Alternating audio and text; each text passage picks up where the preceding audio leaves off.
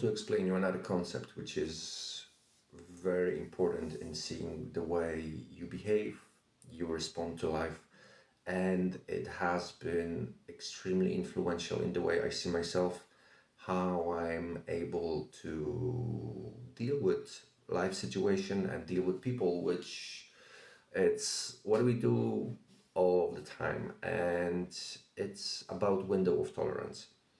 I have already made a video somewhere here about this concept in a brief manner, but I would like to give you a little bit more detail to dive into the specifics of when and how do we behave in a certain way, and when do we actually have control over our responses to life. As you might see in another video of mine, which is here, in regards to the three layers of our brain, our nervous system has its default settings to know how to respond to life and realities. And that is primarily due to the window of tolerance we are in. We as individuals have all different window of tolerance. That's basically a concept of how much life stimuli can we accept and still behave as ourselves. If there is simply too much of the stimuli, we go into the hyper stimulation, which affects the way our body feels, our mind behaves, and how we respond to reality. If there is the other side of this equation below the window of tolerance, we go into the hypoarousal, which is basically stuff related to how inactive your body feels. And let's just start by explaining the simple concepts, which is the arousal state, right? So if you feel at ease, you are able to think critically, you are enjoying yourself, enjoying the moment, you have natural breathing, your hands are not sweating, and you feel grounded, that is the place of the optimal arousal. This is where you are most efficient, when you are feeling at ease with yourselves and with others. This is the place where the sexual stimulation can take place, and it gives you a possibility of controlling what happens, right? This is where your mind, the human mind, the prefrontal cortex runs the show. If something in your life takes place, someone looks at you differently as you would want, you hear an unpleasant remark, someone cuts you off in the lights, your exam didn't get marked as well as you wanted to, your mortgage has increased because of different interest rates, your investment portfolio has been going higher than expected or lower than expected. Each one of those scenarios can trigger a different response depending on your natural default brain settings. If in certain life cases you might feel a threat to act, you might feel anger, the emotion of fury, of hate, those which are very powerful in the way that it makes your body feel. This is when you are in the hyperarousal. That's when your body turns into the panic mode, and your hands are sweating, your pupil gets smaller, your heartbeat is just racing, your breath becomes shallow and quick, your core it's tightened, and your body it's not relaxed. Your shoulders are compressed, your neck is stiff. It all up to the way you are feeling. In that state, you basically can respond to live activities with a fight or flight response, which means there is a danger and I need to do something against this threat you are facing.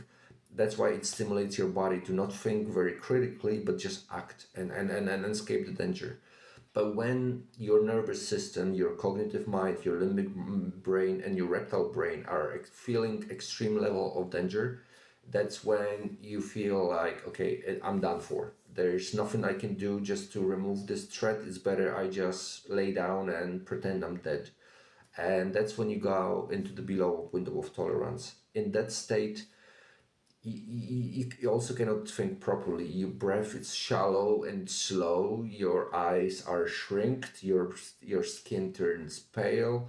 Um, you might have depressive thoughts. The emotions coming with that are sadness, are depression, are sometimes envy, and you feel judged in an unpleasant way. That's when you are below the window of tolerance. And there are always some ways for you to quickly understand where you are. The easiest way to do this is by simply following your body and reading what happens within.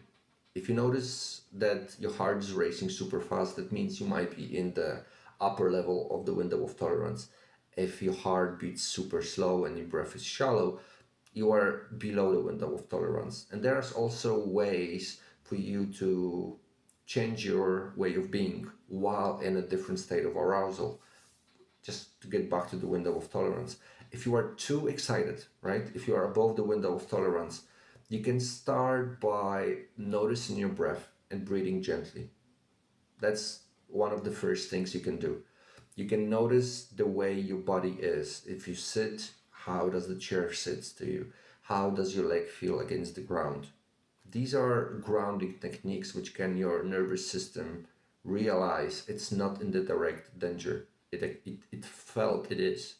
You can just look around yourself and orient. And there is a nice exercise when you can just count things you see for the first time. There might be a candle in front of me, which I'm seeing every day for the last week or so, but look at this differently and what I'm actually seeing at this. How does the wax behave? What is this shadows? If you pay attention to those external stimuli, you calm your nervous system. And sometimes it's also good to perform a gentle movement. You can just stand up, try to stretch, try to relax your body against the wall. These things help you ground yourself and calm down. But if you are in this numbness state, if you feel like there is this depression and sadness and grief running through your body, that your heart beats super slow and that that your breath is shallow, the things you can do to stimulate yourself, it's just to get some cold water on your face. Just splash your face with water. You can drink, not drink, you can put water in your face, in your mouth, and just feel it. It stimulates the vagus nerves to activate you a little bit and get you back to your proper state of arousal. You can do a little physical activity. I know when you feel grief and sadness, you don't want to leave your bed and you just want to just cover yourself. But taking a little activity, just a couple of sit-ups, leaving the house for a walk around the block, anything you can do would help you. And ideally, the best you can do in this state is to connect with a safe person. So I hope this way of looking at your window of tolerance and what triggers what, it's been helpful. There will be more informative videos coming up as I'm trying to go and give you my explanation of the nervous system and how its understanding let me heal my quite a bad disease.